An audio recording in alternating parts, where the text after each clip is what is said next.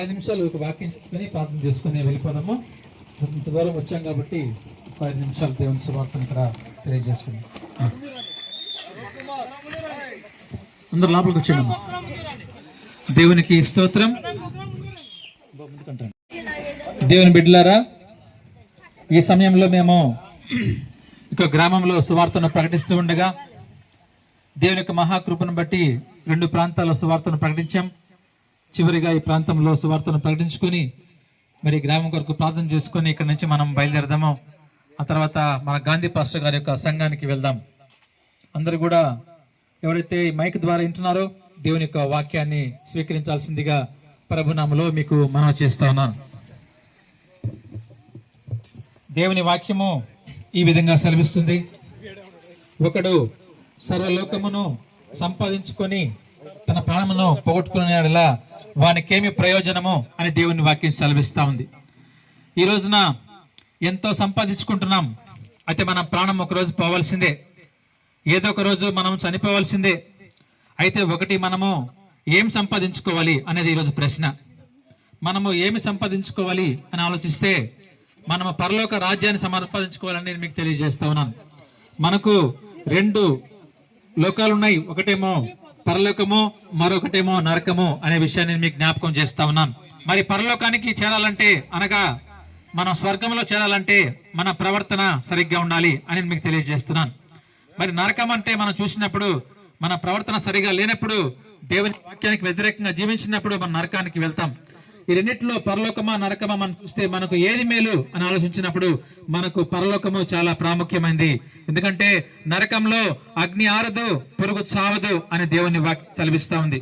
ఈ రోజు మనం చూసినప్పుడు మనం సర్వలోకము సంపాదించుకుంటున్నాము, కానీ మనము ప్రాణాన్ని పోగొట్టుకుంటున్నాము. ఈ రోజు మనం చూసినప్పుడు జక్కయ్య అని ఒక ఆయన ఉన్నాడు.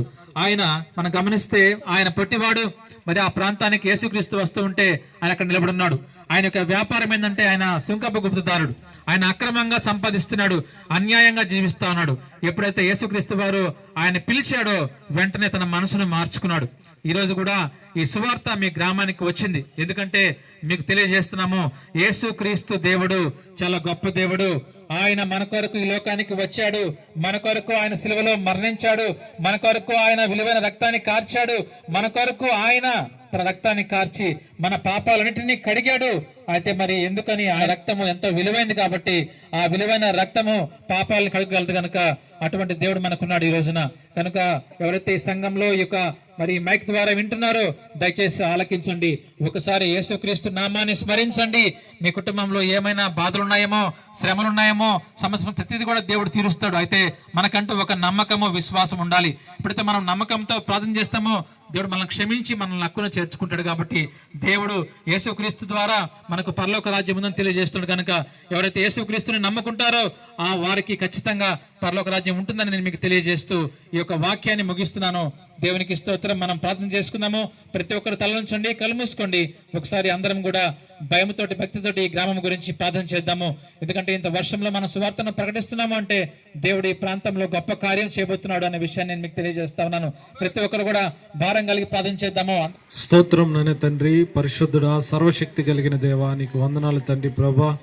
ఈ దినమునైన తండ్రి ఇంత వర్షంలో తండ్రి ప్రభా నీ బిడ్డలు ప్రయాసపడి తండ్రి ప్రభా ఈ ప్రాంతానికి వచ్చిన తండ్రి ప్రభా సువార్తను ప్రకటిస్తుండగా తండ్రి ప్రభా నాయన ఈ యొక్క వర్షంలోని తండ్రి దీవెనగా మార్చండి దేవా, నీకే స్తోత్రాలు తండ్రి ప్రభా. అయా ఈ యొక్క ప్రాంతంలో తండ్రి ప్రభా సేవ చేస్తున్నటువంటి గాంధీ పాస్టర్ని మీరు జ్ఞాపకం చేసుకోండి తండ్రి ప్రభా. అయా ఎన్నో దినాలుగా తండ్రి ఈ ప్రాంతంలో తండ్రి సేవ చేస్తుండగా తండ్రి ఈ ప్రాంతంలో ఈ దినమునని తండ్రి గొప్ప మార్పునని తండ్రి గొప్ప రక్షణ మీరు కలుగు చేయమని ప్రార్థిస్తున్నాం తండ్రి ప్రభా. అయా గాంధీ పాస్టర్ ఫ్యామిలీని మీరు దీవించండి, వారి పరిచర్యను దీవించండి. అయా వచ్చినటువంటి యునైటెడ్ ఫెలోషిప్ బిడ్డలందరినీ మీరు జ్ఞాపకం చేసుకోండి తండ్రి ప్రభా.